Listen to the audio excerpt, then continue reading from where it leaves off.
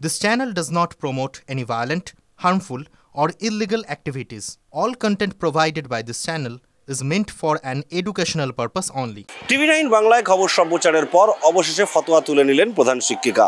বারাসাত নবপল্লী যোগেন্দ্রনাথ বালিকা বিদ্যা মন্দিরের প্রধান শিক্ষিকা গত কয়েকদিন আগে স্কুলের গ্রুপে ভয়েস দিয়েছিলেন যে কোনো রকমভাবে তুলসীর মালা পরে স্কুলে আসা যাবে না, এবং তিনি নিজে বিদ্যালয়ের বাইরে দাঁড়িয়ে সেখানে যখন ছাত্রীরা আসছেন তার গলায় যদি কারো তুলসীর মালা থাকে সেটা খুলে দিচ্ছিলেন।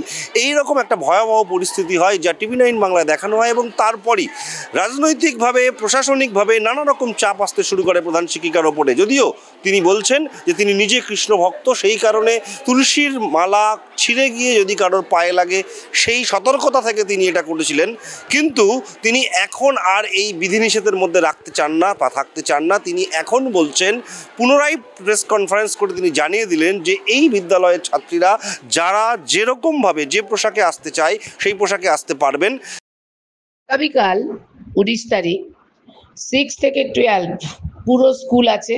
10টা 20 থেকে 10টা 40-এর মধ্যে ফুল ইউনিফর্মে ঢুকবে।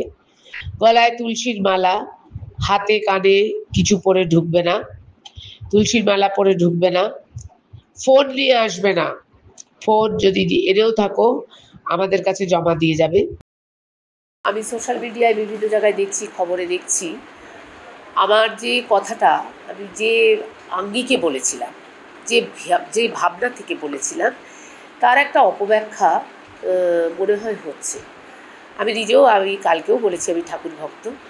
তুলসী মালা পরে আসবে না এই ধরনের নিষেধাজ্ঞা আমি জারি করতে পারি না, বা আমি জারি করিও নি, কিন্তু তুলসীর অপমান যাতে না হয় সেই কথা ভেবে বাচ্চাদের আমি ওটা স্কুল ইউনিফর্মে পড়তে না করেছিলাম, তার শুভ্রতা, তার স্বচ্ছতা, তার পবিত্রতা রাখার জন্য।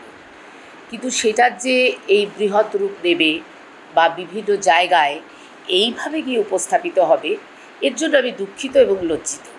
তাই স্কুল ইউনিফর্মের সঙ্গে বাচ্চাদের যে জিনিসটা পরলে, যেভাবে পরলে সাজুজ্য বজায় থাকে সব দিক দিয়ে, সার্বিক সাজুজ্য, সেইভাবেই বাচ্চারা স্কুলে আসুক। এখানে আমাদের কোনো ফতোয়া জারির গল্প নেই, বা আমরা কোনো লিখিত তাদের দিইও নি, বা তুলসীমালা পরে এসো না বা ওই পরে এসো না, সেও আমরা কিন্তু সেভাবে বলতে চাইনি। যদি আমার কোনো কথায় কোনো মানুষ আঘাতপ্রাপ্ত হয়, তাদের যদি মনে হয় যে দিদিমণি হিসাবে হোক বা একজন প্রধান হিসাবে হোক আমার এই কথাটা তাদের অন্তরকে স্পর্শ করেছে, দুঃখ দিয়েছে, তার জন্য আমি দুঃখিত। আমি কিন্তু আবারও বলছি, আমি নিজে বহু তুলসী গাছ স্কুলে লাগিয়েছি, আমি নিজে কৃষ্ণ ভক্ত, জগন্নাথের সেবাই।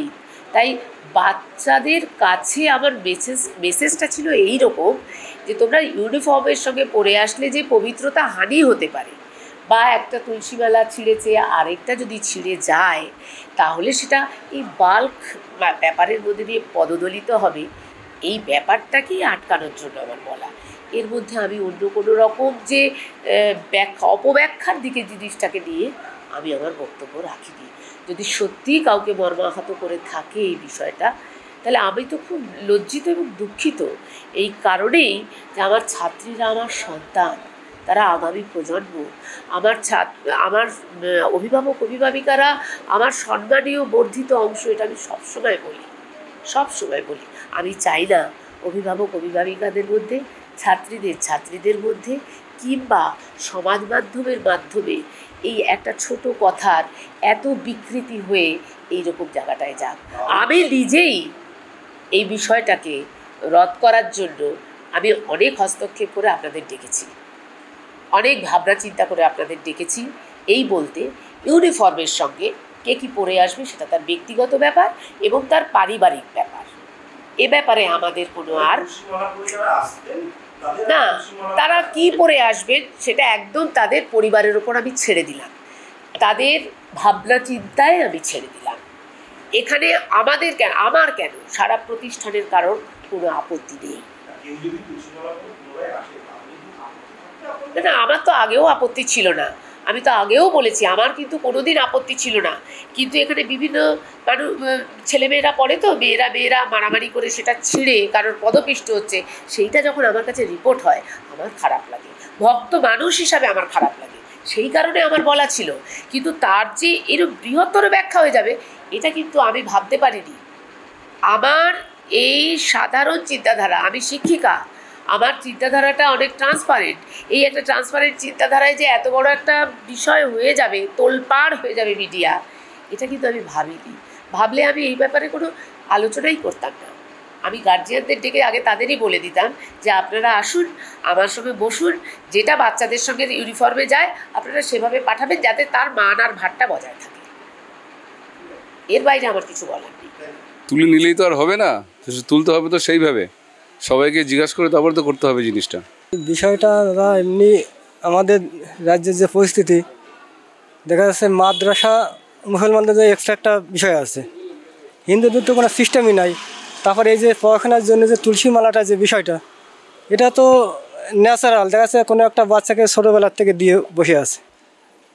এতদিন পর্যন্ত তো ঠিকই ছিল, হঠাৎ কেন আমাদের স্কুল ম্যাম এটা বলছেন যে তুলসী মালা পরে স্কুলে আসা যাবে না, এর সঙ্গে তো পড়াশোনার কোনো সম্পর্কই থাকে না স্যার। সে তো কোনো অসুবিধা হয় না, কিন্তু কিসের অসুবিধা এখন হুকুম যা কী বলে আমি কি বলতে পারবো এই ব্যাপারে, কিন্তু যার যেরকম। হ্যাঁ, তাদের মন খারাপ হয়েছিল, ওরা বলেছিল যে তুলসীর মালা কেন বন্ধ করে দিল, এটা তো আমাদের ধর্মের, তাই না, পড়তে বারণ করলো, সেটাই ওরা সবাই বলেছিল। এখন তো চালু হলো, মানে আবার বলছে যে আচ্ছা, তাহলে ওরা পড়ে আসতে পারবে, ওদেরও ভালো লাগবে যে ওরা সেই ধর্মের এটা যারা সেটা পড়ে আসতে পারবে তুলসীর মালা। হ্যাঁ, হয়তো হচ্ছিল, কারণ তাদের এই ধর্মটা তো করতে হতো, তো এটা যার যার ধর্ম তার তো অবশ্যই তারা করবে, তো করতো তারা। তোমরা খুশি? হ্যাঁ, খুশি তো অবশ্যই। কেউ যদি মনে করেন ইউনিফর্মের সঙ্গে তুলসীর মালা পরে আসবেন, সেক্ষেত্রে আর কোনো বিধিনিষেধ থাকলো না, অর্থাৎ এই ফতোয়া জারি করেছিলেন এই স্কুলের প্রধান শিক্ষিকা, তিনি সেটা তুলে নিলেন। TV9 বাংলার জন্য সুকান্ত মণ্ডলের সঙ্গে দীপঙ্কর দাসের রিপোর্ট, উত্তর 24 পরগনা।